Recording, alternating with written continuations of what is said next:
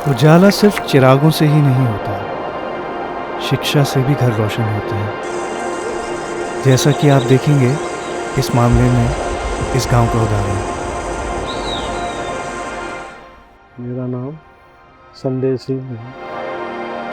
The senior saga के इस episode में आज हम मिल रहे हैं संदेह सिंह जी से और आज हम जानेंगे उनकी शिक्षा से स्वरोजगार की यात्रा के बारे में। एक रिटायर होने के बाद में बंदा ये सोचता है कि मैं रिटायर हो गया फिजिकली, तो इससे फिजिकली रिटायर नहीं होते कि अपने इसमें दिनचर्या में ना सही रहती है कि आपको कभी है ना खेत में जाना, उसमें घूमना फिरना, यानी उठना, सो सारी चीज़ देखना, तो इससे दिनचर्या भी स्वस्थ रहती है। अपने आप को स्वस्थ रखने का एक तरीका है।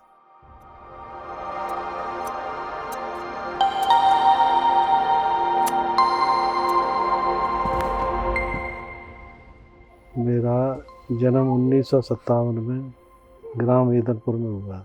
बचपन में मेरी पढ़ाई लिखाई ग्राम ईदलपुर में के प्राइमरी स्कूल में हुई थी।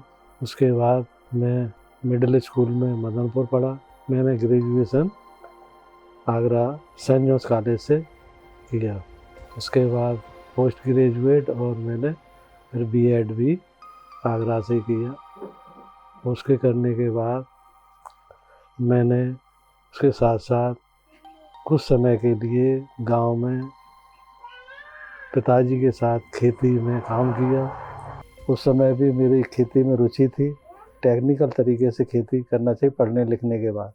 पारंपरिक खेती जो करते हैं उसमें कोई फ़ायदा नहीं होता, इसलिए टेक्निकल खेती है ना पढ़े लिखे लोगों को करना चाहिए, है ना।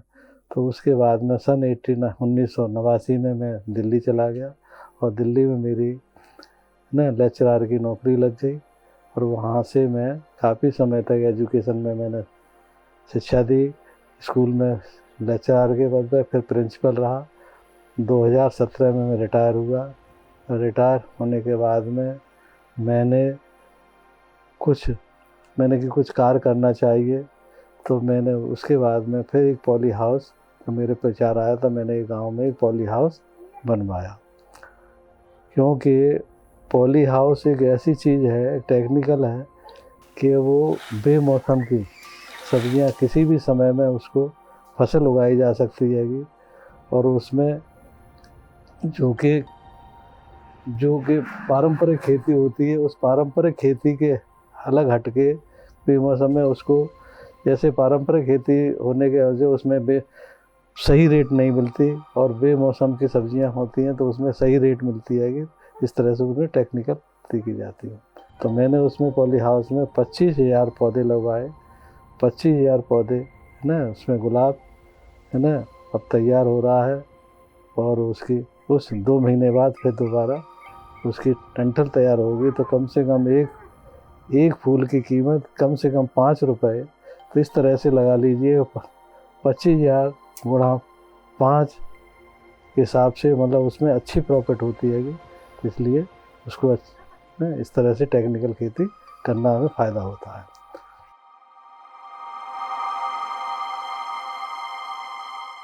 मैंने अभी तो एक ही बनाया, दूसरे पॉली हाउस की फाउंडेशन तैयार है तीसरा।